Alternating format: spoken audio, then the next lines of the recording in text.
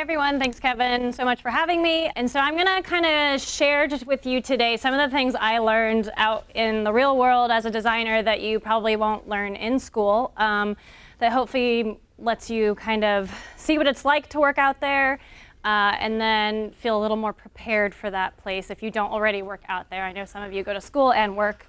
And I like to start my presentation off with this cartoon because it mainly talks about challenge. And I kind of name myself a product designer, a user experience designer. And so your day as one of those types of designers is going to be full of challenges, you know, interaction designs, flows, processes, as well as the people that you work with. And I've been in the field for about 12 years, 10 years, so I've encountered a lot of that. So to get me started, though, I'd like to know just a little bit about you guys, and I'm not going to make you do like individual introductions or anything, but I kind of want to know who I'm talking to. So how many of you are about to graduate? A few of you? Okay. How many are like second, third semester into the program, middle of the program, a couple years maybe into it? Okay. And then how many are like first semester, second semester, just started the program? All right. How many of you work in the field already? Just like 3?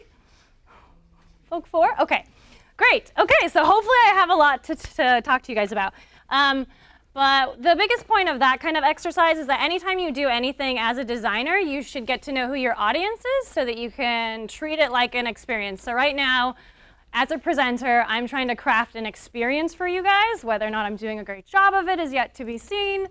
But hopefully I'm doing a good job of it. And it's your job to kind of give me feedback as I go along, right? As a user would do, so I can customize that for you. So as I'm talking about anything, feel free to raise your hand, feel free to interrupt me, feel free to tell me to talk louder. I highly doubt you're gonna ever need to say that. Feel free to tell me to talk slower. You probably will have to say that. That's kind of what you should be doing on a regular basis as a designer, is make everything about creating an experience. So I'll talk a little bit about who I am. So today, who I am today, and then I'll tell you a little bit how I got here. So today, I'm the head of a design that I actually will start a little bit tomorrow, working for a 6-person startup. I actually specialize now for the past 5 years in working with small startup companies. It's what I really, really enjoy. And I do things like work with product managers every day, although when you're in a startup, that's really like 2 co-founders. And I work with engineers all day. I spend almost all my time in Sketch or on paper or on whiteboards. I don't do hardly anything in Photoshop or Illustrator. Everything is much more focused in Sketch, mainly because I'm also about an 80% of my time is spent on mobile design. And I spend about 20% of my time on like web or other projects that are considered design, whatever that might be. And Sketch is just my preferred tool because mobile design moves pretty quickly. I will spend some time looking up online and for inspiration and stuff like that, but it's kind of who I am today. I'm an only designer at the company, and that's like a whole other challenge. How I got here. So my path to where I got today is kind of important, and the reason I'm going to go over it, even though it might seem kind of boring to you, is because this is probably the path, not specifically, but a lot of designers take, is you usually don't have like a clear, straight path to where you're going. And so just want to give you an idea of what this path could look like. A lot of people's path to their design career looks pretty weird and crazy and full of a lot of fields. So my undergrad degree is actually more around coding in a field called MIS. I learned my last semester there what this thing called user experience was, more from the standpoint of user research, and I was like, this is amazing, but I'm graduating and I don't want this other job anymore, I want that one. And so to do really well in user research, everyone I talked to was like, you need a graduate degree, which if you want to specialize in user research, it's kind of true, not so much for design. So I applied to grad programs, which brought me out here, which probably was the best decision I could do at Silicon Valley, right? And about, I think like a month into my grad program, I started an internship, and then maybe about, I don't know, 6 months into that, I discovered what interaction design was. And I was like, oh, well, now that I'm like, I don't know, a year into this program on user research, like screw that, I want to do interaction design. So now I'm like on my 3rd career, right? And I'm barely out of college. I'm like super excited. And so that's how I kind of fell into interaction design. and finished my grad degree out here, but I worked mostly the whole time. And so I've been doing interaction design and user research off and on for a while, switched over to mobile design about 5 or 6 years ago and fell in love with that. And so I've been specializing mainly in that. And then I've worked in really large corporations. I've worked at Cisco, I've worked at Wells Fargo, I've worked for an agency, and then now I'm down to 5 10-person companies. I worked at Trulio when it was about 90 people, and then it moved up to like 500 before I left. So a very wide range of things. And I highly recommend you do that unless you specialize already and know what you want to do. So I feel like there's tons of questions you can ask me because I have a variety of experience. It is not an experience of everything that you can do as a designer, though. So hopefully that gives you an idea of the breadth of things that you could do, however you want to label yourself, which can also be somewhat daunting. So that's who I am and how I got here. Does anyone have questions? Okay, I've been teaching at the Academy for about, I don't know, 4.5 years, maybe 2.5, 3, I don't know, a long time. And so I teach mainly UX and I teach mainly GDS classes for UX. So that's how I got here specifically, because I had Kevin a while ago. So I'm going to go through 10 things, and I label them on tips and kind of topics of what you kind of might learn in the real world or things that I think would help you based on what I've been doing. So where you start is not where you have to end, and so I just recommend that you figure out where you want to start. So where you start your career does not have to be where you end, which is why I kind of give you my long story about where I started and where I'm ending, and I'm probably not done ending, obviously, hopefully, for another, I don't know, 30 years. I love doing what I do. A lot of people I know in the UX field are psychology majors. They're math majors. I know people who go from product to UX. I know people who go from marketing to UX, from engineering to UX. I know designers who go and become coders and all that great stuff. So you don't have to feel like you're pigeonholing yourself. I feel like the core skill set that any designer has is problem solving. It is a really handy skill set to have, so you're really kind of developing skills you can use anywhere in your life, whether it's in your career or in your personal life anyway. But this is one thing I just recommend. If you don't know where to start, I actually have a handy little section at the end of my presentation with some resources, and there are a list of some questions there that kind of help you maybe figure out where you might want to start. For those of you that are just starting out in the program, this gives you a good idea of questions that you might need to help answer or things like that. There are a variety of career fields that you can go into. Number 2, learn psychology. I can't stress this one enough. I feel like in my career when I am interviewing designers or working with other designers, it's the one area I feel like most of them just don't have enough of information on is design principles, and those are based in human psychology. And you can't really design well unless you understand how humans think. Why does white space feel good to a human? Why does red text on blue not work well for a human? How can people be motivated?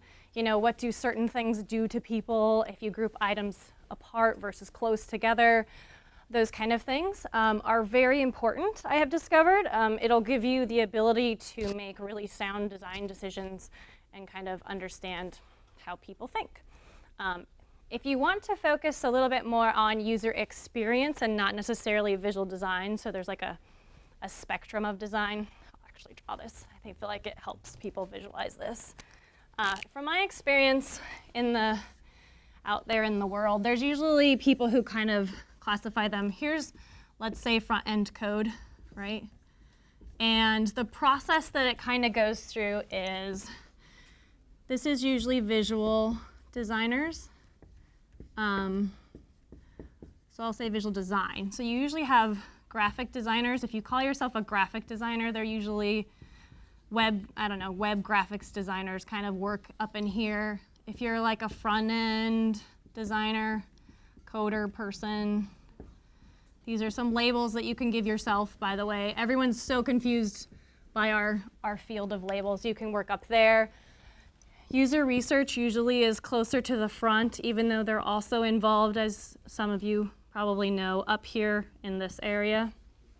And then UX kind of goes a little bit into user research and then a little bit into visual design. And then if you're called a visual designer, you kind of sit a little bit into UX and a little bit this way. So if you really want to work more on this end where you're dealing with like the experience and the flows, I definitely recommend psychology. It's a lot more about the process and how humans work and think. Any questions? Okay. Number 3, this is the most boring thing you should learn, but it's really amazing once you get good at it. Get good at facilitating meetings. And I know that sounds awful because none of us want to be stuck in a meeting room, but how many people here have heard of the phrase herding cats before? Anyone? A few people? Really? This is it? Just like 5 people? Okay, so there's an expression out there called herding cats, and if you can imagine cats, right, like it's kind of hard to get them to all go in the same direction at the same time. That's what it's going to feel like when you get out in the field if you are not good at facilitating a meeting, because when you open design up to people, everyone has like a really strong reaction to it. Everyone feels like they can solve design problems, and it gets really people excited, right? Like we do something that gets people really excited. A lot of people want to be designers. A lot of people envy designers. They think it's cool. And so when you get into meetings with them and you put your designs up, they're going to go all over the place. And so this is something you should get really good at. Maybe just spend an afternoon reading some tips and practice your skills. Having an agenda and specific things to accomplish can help with that, but I definitely recommend you getting good at that.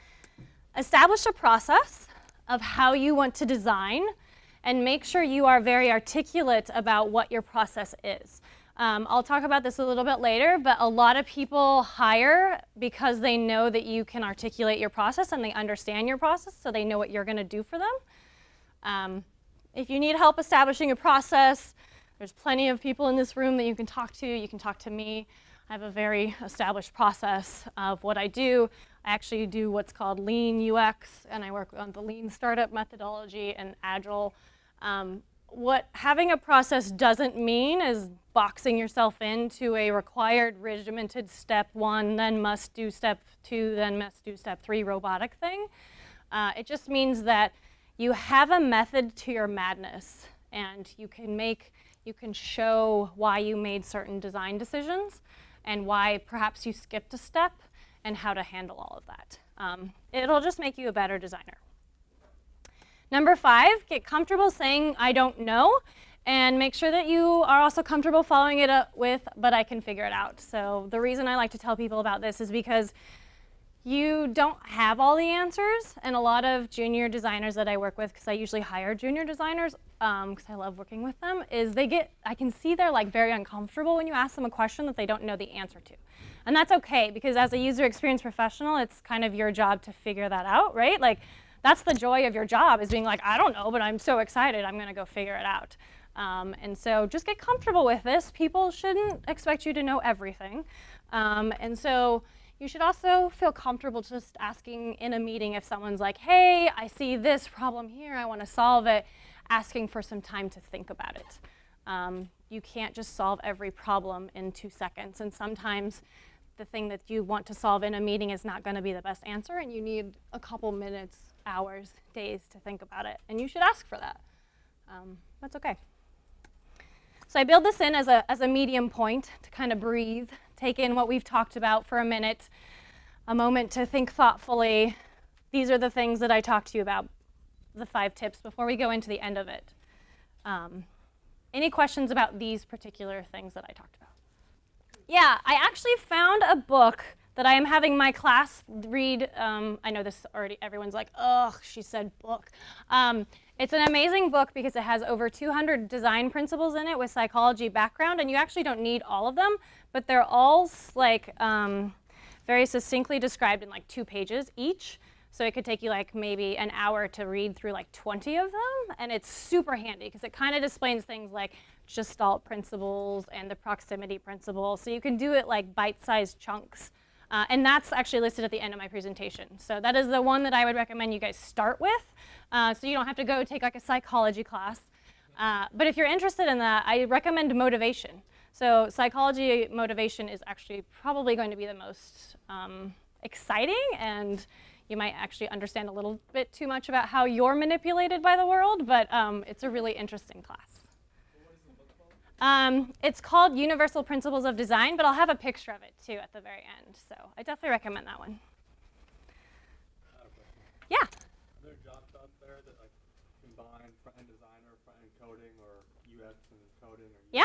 Yeah, so like for example, a lot of times it's teams that are trying to build different skill sets. So the company that I'm just leaving right now, we specifically wanted someone who was a little bit more able to work in like the CSS and HTML with the front end team applying responsive design. That is definitely a really good niche to go into. Like if you're looking for ways to differentiate yourself and you love doing coding and you're a little bit more of a visual designer, but you also love doing UX, like that's really easy to sell yourself to someone. Anytime you can reach across the full spectrum, it's really awesome. Yeah, there's definitely jobs for that. Usually people call themselves visual designers, UX designers. Half the time if someone's trying to hire you and they aren't a designer themselves, like what label you choose, it's going to be really difficult to make sure it gets the idea across. Because they're like, I don't know the difference between visual design and UX a lot of times, so it's kind of difficult. More questions? Okay, so number 6, interface users are not your only user. And this kind of goes along with facilitating meetings and some of the others, but like I was talking about earlier, how I asked some questions about you guys and how I tried to learn my audience, because right now you're like my users. You're gonna have meetings where the people who are reviewing your reports or looking at your designs, or if you're doing a design review and you need to send it out to people to review it, those are your users at the time, right? Like they're trying to go through your designs and provide you with feedback. Maybe your users are the marketing team. Maybe you're trying to show off like a new brand and a new typography or something like that. So you have users within an organization, and some of the phrases that you may never hear, titles that you're going to work with, are things like product managers, QA engineers, back-end engineers, front-end engineers, project managers, marketing team, technical support, customer service. Like these are all people that you work with, and a lot of times I feel like the benefit of being a designer, especially in UX, less so like if you're working with just code or if you are working more just visual design, you get to work across like almost the entire company and bridge a lot of the gaps that happen between them because you understand the whole process of the product. So get comfortable realizing that like everyone else is your ally, and so you kind of need to understand other people too. So I also like to kind of, for those of you who are working with engineers, which should be 99.9% of you, your engineers are going to all be very different. And so if you treat them as a user as well and figure out how individual engineers like to work, it'll make your job a lot easier. For example, some engineers like really detailed specs, and some engineers just want a meeting with you, and then they'll be able to collaborate a lot with you. Some engineers like to give feedback up front and be really involved in your design process. Some of them just want to be left alone and told exactly what colors and exactly what padding to do. And so if you learn like who's who and who likes to do what, it'll really help you with your kind of working relationship and make both of your jobs a lot easier. So treat everyone like a user, get to know them, figure out what makes them tick and how to work with them. Very, very, very helpful to being successful. Number 7, take time to explore other experiences. And I feel like this is kind of a no job, but when you get to a job, you're going to get lost in that job. And let's say you work for, I don't know, you work for a food ordering app. You're going to get lost tracking all your competitors and looking what everyone else is doing for food ordering.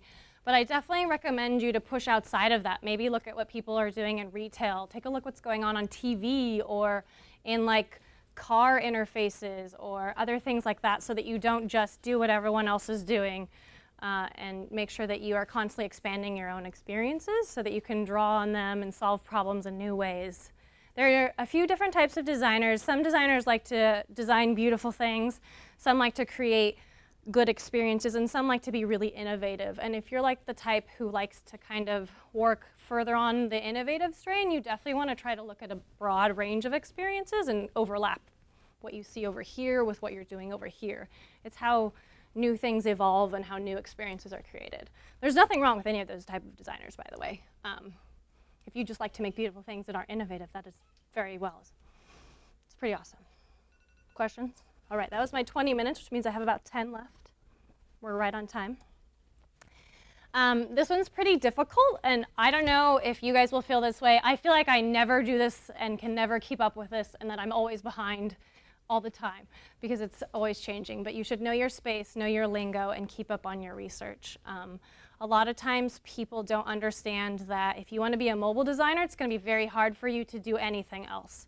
Mobile changes at a very rapid pace, and there are a lot of things to understand when you're being a mobile designer. You have to understand the 50-page document that Apple produces. You have to understand the 50-page document that Android produces.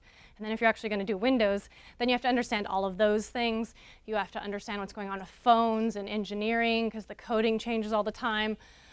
If you're going to be in web, it's a whole other place. It's an entirely different set of interaction patterns. So if you have dreams right now of doing everything from mobile to web to print, I don't want to say that's not going to happen, but that's probably not going to happen. It is best to specialize. That's why I do 80% mobile, 70% mobile, 30% web and stuff. It's very, very different. Very often, if I bring someone on who's used to doing web, it's pretty obvious when they start to do mobile because they don't quite know all the intricacies of it. If you're going to be in web, you should know things like what is a back-end engineer, what's a front-end engineer, what is JSON, what is HTML, what's HTML5, what is XML. So there's all those like weird buzzwords, right? And those are all like engineering things, but you should still know what they are, because you are going to work with those engineers every day. And if you don't like your engineer and they don't like you, you're not going to be a happy person. And then just try to keep up on the research. I should really put the word try in big letters here, because there's research every day. There's people telling you how this button is horrible and this button is good, or there's no more page fold, or there is page fold, or what are the right things to do, what are the wrong things to do. So I just recommend trying to keep up on that. But in the vein of number 7 of expanding your experiences, don't necessarily feel like you should go home and think about design all day long and all night long, okay? But it's really important to know your space and lingo. 1, it just makes you look like you know what you're doing. But 2, it really helps you communicate with the rest of your team. Number 9, getting hired, right? Which is all of your focus at some point in your life. And I'm sure you've all heard the portfolio needs to be the portfolio that needs the portfolio and the portfolio and the portfolio. But your portfolio needs to tell a story. It's not just about all these pretty visuals or like the projects that you worked on, that you were this or you were that, but it's kind of, I want to know like who you are, what you did on that project, as well as some visuals. And part of your portfolio should be that process that you do, a little bit about why you do what you do, and what steps that you go through and how that impacts what you do. And to this gentleman's question, you should maybe, what is the right way to say this? You should put what makes you special. So if you are able to do front-end code, there's not a lot of designers out there that can do front-end code. I don't do it because I don't have time to remember how to do it. I used to do it. I don't have time for it anymore. If you are a mobile designer and you can work in Xcode, you should let them know that. If you are, I don't know, a visual designer who also has really amazing animation and illustration skills, like you should let them know that. Don't be afraid to say that you don't want to do a certain kind of design if you really know that you don't want to do that kind of design. If you are open to everything, don't just say I'll do anything. Make sure you have some sort of story of who you are, and you don't need to necessarily say what you won't do. But as a designer, there's so many ways and so many kind of, I don't know, ingredients, I guess you could say, into how you create your career. And it helps as I'm hiring people to know what that is. Which reminds me, I often ask people I'm hiring what skills they want to learn next, because unless you're like in the field for 20 years, there's got to be something that you're about ready to try to tackle. And so it helps to know that when you're going into interviews, what it is that you want to tackle next. So make sure your portfolio has that story to it, not just a bunch of screenshots. It's a user experience that you're creating. Questions? Okay. Number 10, the very, very last one that I like to leave with, and sometimes this can cause some interesting reactions in people, but I like to remind people, if you are being a user experience designer, not an artist, that you are not designing for yourself. In fact, you're actually not designing. You are creating an experience for somebody else. And if you think of your work, unless you're going to be a graphic designer, which I don't think anyone in here is, or unless all you want to do is visual design, and even then I would still question this or emphasize this, you are creating an experience for someone else. So if you can take pride in knowing that what you're doing is impacting someone else, and you can take pride in knowing that whatever color palette you choose or the process that you choose will make this user's life better, then you are going to be a great designer. because you are going to go into meetings where people are not going to like what you did. And if you can learn not to take that personally, because it's not an art that you're crafting, and it's not necessarily, well, if you're doing certain things, it is. But if you're building a web page, it's not about your personal expression. It's about how well you built that web page for the user to get out of it what they got out of it. So if you can learn to do that, you will be a great designer. Because that is the hardest thing, is being able to think, what does this person need, and how can I give it to them in the easiest way possible? Because I already know so much about it that I have no idea how to not know about it, which is basically what their situation is. So you'll be a great designer if you can learn to kind of create for others. Okay, so I also throw in some bonus ones. Walk around to get creative inspiration. These are obviously very, very simple ones. It's actually proven that walking around kind of gets your creative juices going. Surround yourself with plants. This sounds weird, but that is also shown to help promote creativity. So if you're having some problems, go walk around outside. It is really much better for you to work on paper as much as you can. And I know today's technology tries to like force everyone to do everything on a computer, right? But this is why a lot of UX is sticky notes and sketching and drawing, because your brain actually works better with physical objects than it does with static stuff on a computer when you're creating and problem solving. Watch a funny video or read cartoons. Laughter is a really good medicine for getting you out of that. It also kind of gets you more into the human experience of your life versus the type, tap, like read things on a screen, which is not very humanistic. Talk it through with someone else and find a mentor. Like, mentors have been very invaluable in my life. Sometimes it's what they don't say that really helps, or sometimes they just ask me a question and I know based on my answer to that question what I need to do. But those are some extra tips.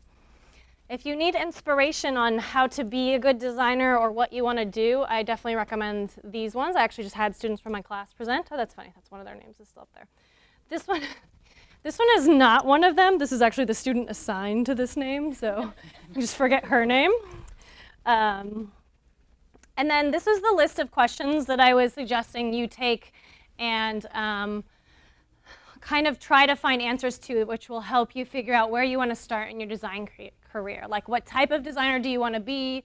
You know, how are you going to differentiate yourself? What is your ideal job? Do you want a large company? Do you want a small company? It's extremely different. Do you want an agency?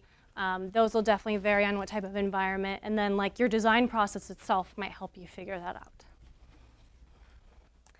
Here are, and I'll hopefully be able to give you this presentation, here are some specific things I ask developers what makes a good designer or what they want in a designer. And this comes directly from the developers and engineers themselves about what they would like from a really awesome designer. So know the platform. Remember I said, like, know your space, know your lingo. They like lists of defaults and colors and things like that. So you will hopefully get this.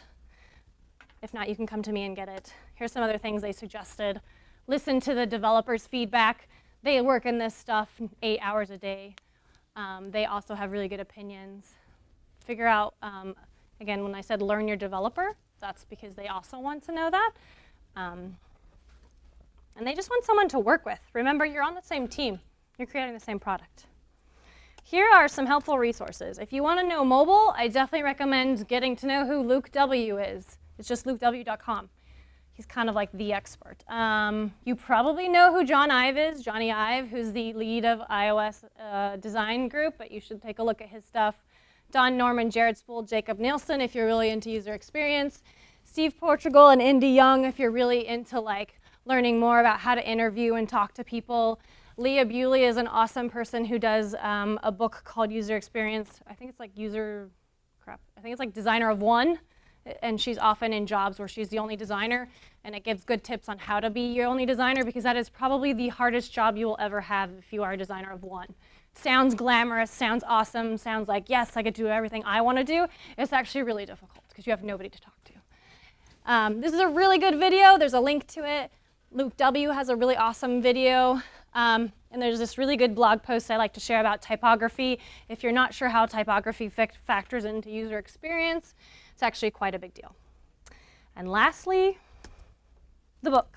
So this is the book, Universal Design Principles, or Principles of Design. Again, it's like 200 principles. They're about 2 pages each. It's in alphabetical order in the table of contents, so you can just kind of pick and choose to read the ones you want to read when you want to read them. I love it. There's actually ones that I've never even heard of that are in there. Some of them I just breeze right by because they're more marketing or something I may not use. It's really handy. I have a free PDF copy if you want it. I recommend the ebooks. It's much easier to read, but.